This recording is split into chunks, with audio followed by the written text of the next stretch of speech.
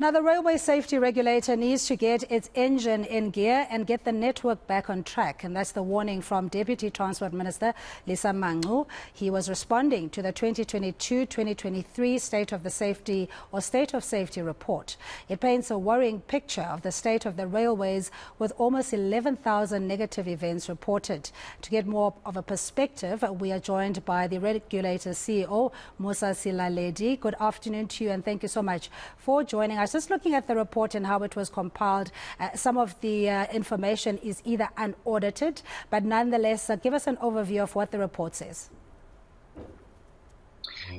Good afternoon, Cindy, to you and your viewers. First things first, we say good luck to the Boka. Bring it home, bring it home. So the report, as you correctly say, we are encouraged by the statistics, but we are not proud of where we find safety in railways.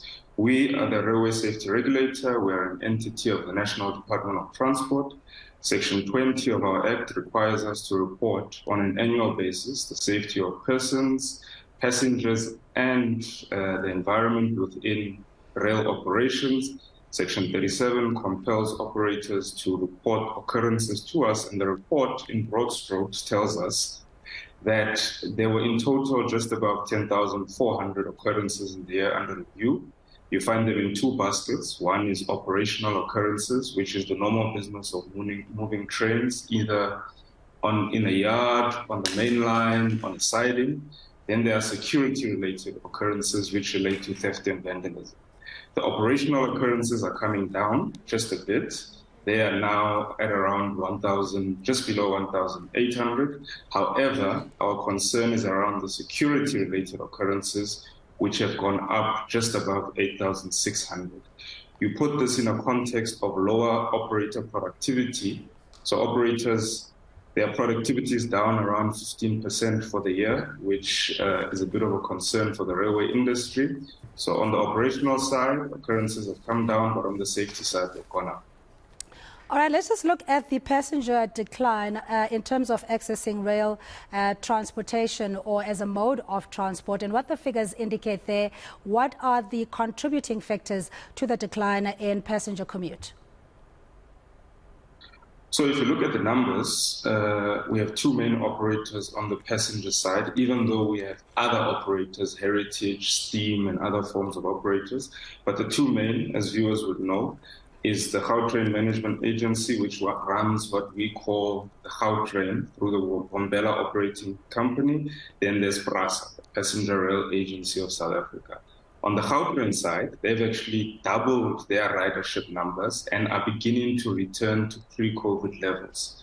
On the PRASA side, they had a 76% decrease in passenger numbers, mainly due to the devastation we experienced on the railway network, and they began to open corridors in the last financial year, which is something they are seeing through in the current financial year.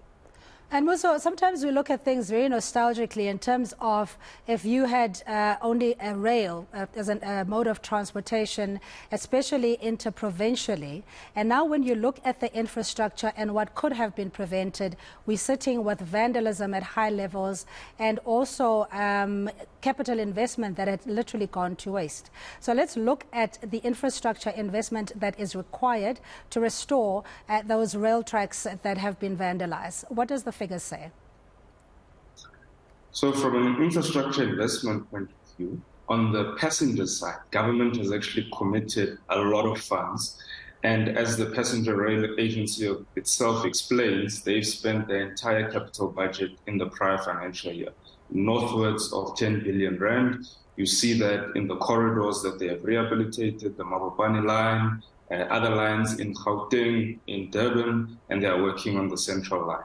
On the freight side, we require a similar level, if not more, capital investment in the network. That has not materialized.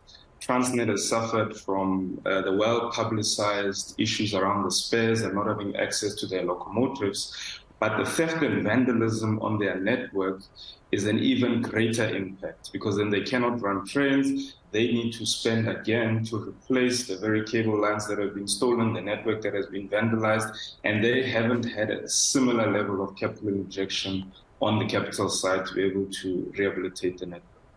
All right, but just looking forward in terms of the audacious plans with regards to having access to, a bullet train to integrate not only the SADC region but the Africa international trade as well, and how far those plans have been effected.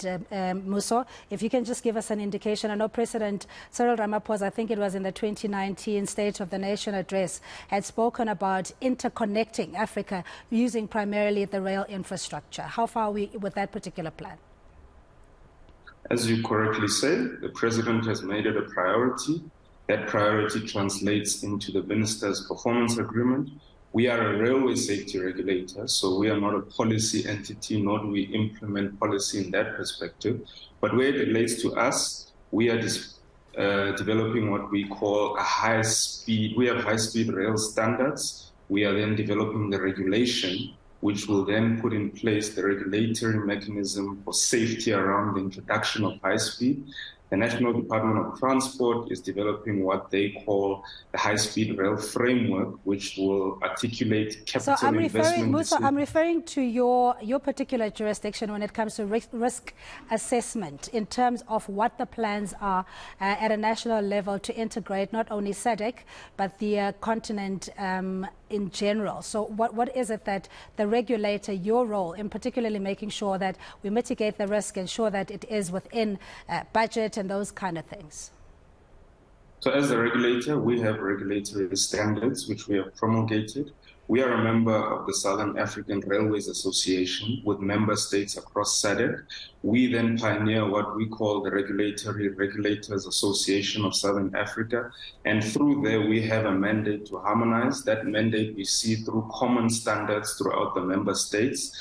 There's an issue around the gauge which operators will use, and we are working with our SADC partners. So our responsibility is through our standards, through our permit regime, because we do have SADC operators which enter South Africa, which we license through cooperation agreements with regulators in SADC and operators. We then set the regulatory regime to enable this access that you speak to. All right, Mmuso, really appreciate your time. That's Mmuso Selaledi. He is the acting CEO of the Rail Safety Regulator, and heeding the call from Deputy Transport Minister that the regulator really needs to shift gears and ensure that all the incidents that were reported in their 2022-2023 financial report I attended to. He just articulated that the grand plans that government has, there are processes or oversight processes as well that the regulator has engaged with the participating regulatory bodies around the continent.